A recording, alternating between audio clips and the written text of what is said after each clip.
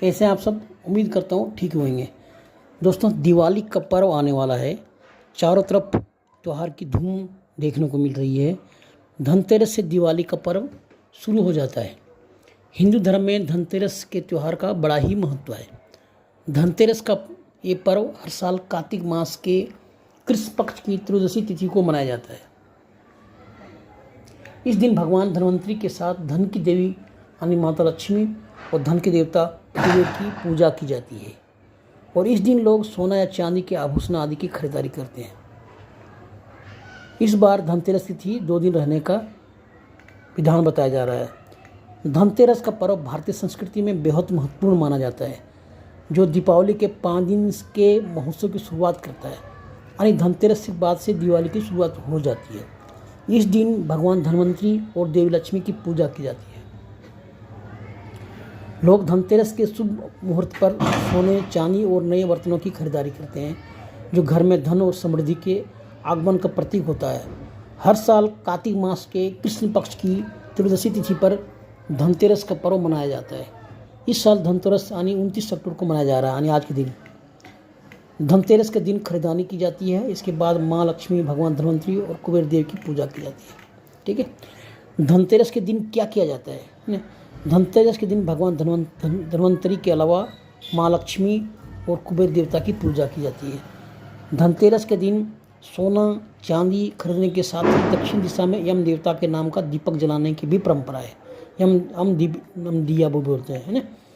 धनतेरस के दिन दक्षिण दिशा में यम दीपक जलाना भी शुभ होता है। ऐसा करने से अकाल मृत्यु से छुटकारा मिलता है। आइए जानते हैं धनतेरस क्यों मनाया जाता है। ठीक है।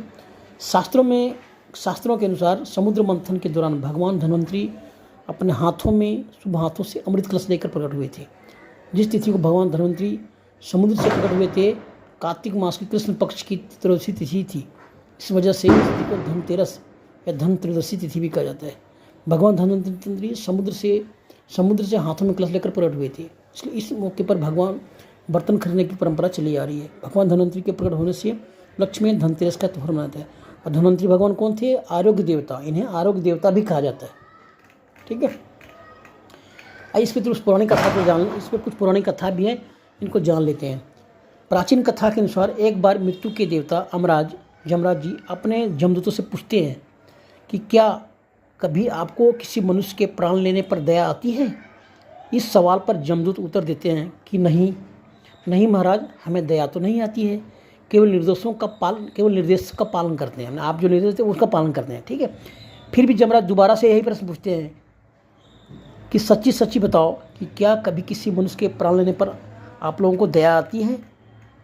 उसके बाद एक जमदूत इस बात का उत्तर देता है और कहता है, एक बार ऐसा हुआ था जिसको देखकर मेरे मन में दया भाव आ गया था।